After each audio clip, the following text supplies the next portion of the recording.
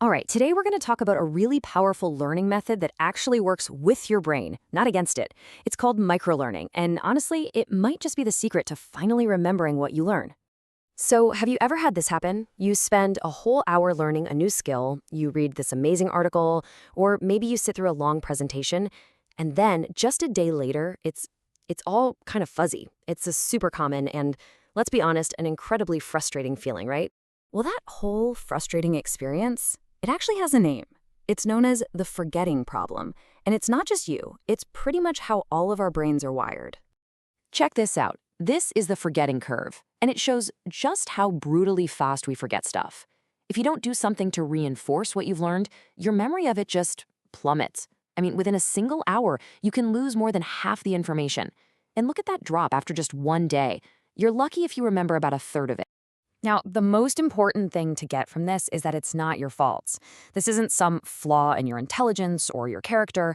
Our brains are just built to be efficient. They're designed to toss out information that isn't being used regularly.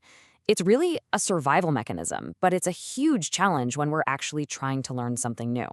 So what do we do about it? How can we fight this natural tendency to forget everything? What if we could design a way of learning that kind of hacks this curve? Well, that exact question leads us right to our main topic. And the solution is an approach called microlearning. And believe me, it's just as simple and as powerful as it sounds. Okay, so at its core, microlearning is all about taking these huge, complicated subjects and breaking them down into small, really easy to digest and super focused pieces. Think of it like this. It's less like trying to eat a giant Thanksgiving dinner in one sitting and more like having a series of small, healthy snacks throughout the day. The expert Josh Bersin really hits the nail on the head here. He points out that it's designed to meet an immediate need. This is what people call just-in-time learning. You know, you have a problem, you find a quick answer, you solve it, and you get on with your day. Then, Donald H. Taylor adds another really critical piece to the puzzle. The magic isn't just that the learning is short. It's the repetition over time. See, by coming back to these small chunks again and again, you're basically sending a signal to your brain that says, hey, pay attention, this is important, don't throw this away. And that is how you start to flatten out that forgetting curve. You know, people have come up with all kinds of cool names for it. Whether you call it bite-sized learning or knowledge snacks or learning bursts, the main idea is always the same. Keep it small, manageable, and easy to digest. Okay, so it sounds great in theory, but what really makes microlearning so effective when you put it into practice? Oh, the benefits are huge, seriously. Because it's short, you can get to it exactly when you need it. That's the whole just-in-time thing. It's super flexible, so you can pick and choose what's actually relevant to you instead of having to sit through some generic hour-long training. And all of that leads to way higher engagement and gives you these little wins, these quick achievements that keep you motivated to continue. And this isn't just a cool idea. The research actually backs it up. Study after study shows that microlearning leads to better educational outcomes and way more engagement. What's even cooler is that students say they feel more motivated to learn and even more confident in their skills. That's a pretty powerful mix. So where can you actually see this stuff in action? Well, the truth is it's already all around you. Microlearning can take so many different forms. It might be a short explainer video you watch, a really clear infographic, a focused podcast episode, a quick quiz on an app, or even just a well-written thread on social media. It's just incredibly versatile.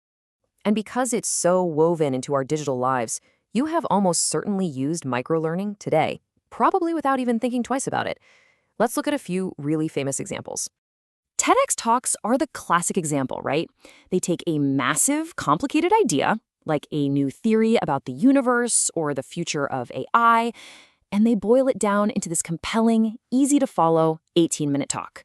That is pure microlearning at its best. And then you've got Khan Academy, which basically built an entire educational empire on this one principle. Instead of some long, semester-long calculus lecture, you get a whole series of 5 to 10-minute videos, and each one tackles just one specific concept. And of course, Duolingo. It's the perfect combination of microlearning and gamification. You learn a whole new language not by cramming for hours, but through these fun 5-minute daily exercises. It makes learning feel way less like a chore and a lot more like a game. Now, it's not all fun and games. While microlearning is amazing for the person learning, creating it effectively actually takes a pretty deliberate and thoughtful approach. Yeah, this is where the real work comes in. You can't just take a long video, chop it into pieces, and call it a day. Good microlearning needs careful planning. You've got to have a system to manage all the little bits of content so they don't turn into a big, confusing mess. You need the design to be consistent so every lesson feels like it's part of a larger whole. You've got to have a plan for keeping it all up to date. And finally, you have to make sure it's accessible so these little lessons truly work for everybody. So when you boil it all down, microlearning isn't just some trend about short attention spans. It's a really smart, strategic approach to learning that respects how our brains are actually built, making knowledge more focused, much easier to get to, and way more likely to stick around. So I'll leave you with this question to think about. Whether your goal is to learn a new piece of software, pick up a musical instrument, or finally learn that new language, how can you break that big goal down into small, daily, bite-sized pieces to finally make it happen?